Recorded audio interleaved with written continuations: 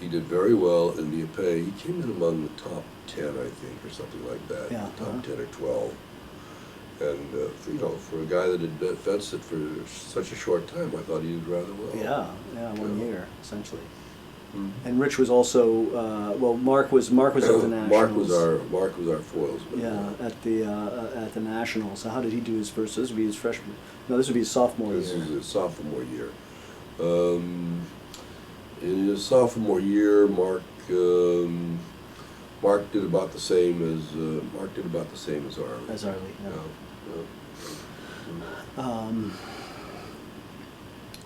So then there's another year with Arlie and Rich and Mark, and that was Right, my but- first year And here. that was your first year. And here, George right. and Jim Frieda and Right. John Rodriguez. Those guys. We had a whole bunch of guys come Yeah. in who were very enthusiastic. Yeah. Yeah.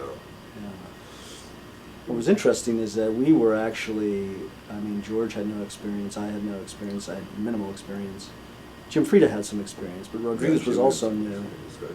And just the sort of John ethos Rodriguez of the had- team. John Rodriguez hadn't had any experience. Yeah, John He Rodriguez was didn't have brand any new. either, yeah. He was brand new. Right. And but we sort of managed, what were your observations? Did you think, was there anything in particular that you thought was useful in the training we were doing Well, that helped us? The thing that was really helpful was that I told you that Johan gave us a good foundation. Right. Everybody agreed to develop the basics Uh-huh. in the very beginning, and Yeah. they all stuck with it, every single one of them. Uh-huh. Nobody shirked. Uh-huh. And so that made it much easier to get them to the point where they could then analyze the other person Mhm. and be confident enough of their own game Mhm. so they could attack and they could also defend Mhm. and switch between the two without feeling inadequate in Yeah, any sense. yeah, See? And then for the ones who were really fast, the counterattack. yeah. Uh-huh. And so, but it was only because they agreed to develop that foundation. And as you pointed out, when you do this with new fencers, that's not an easy job. Yeah.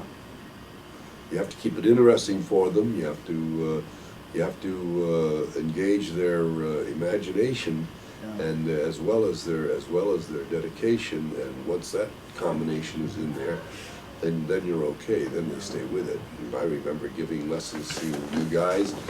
You'd come in at somewhere between 8 and 11 o'clock at night. take a fencing lesson with me. Yeah. You were also developing a lot of assistant coaches, or sort of a We were. support We had John corps. Sang was helping us, and Bruce Livingston. Yeah, Bruce Livingston was helping us. Yeah, And then we that had was Gabor terrific. Demian Gabor would show Demian up, was and coming, Steve giving lessons, Jakob, yeah. and Steve and, Jakob, right? Yeah. and you sort of had this sort of support group around you that you Mhm. knew from the fencing community. Right.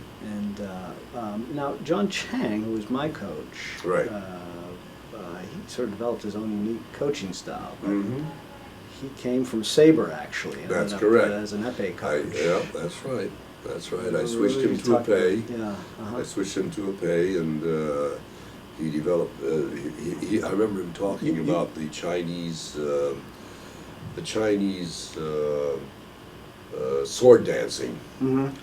and I thought to myself, "Gee whiz, the actions that he's describing are more like the actions of somebody working with a point than somebody working with a saber." Mm-hmm.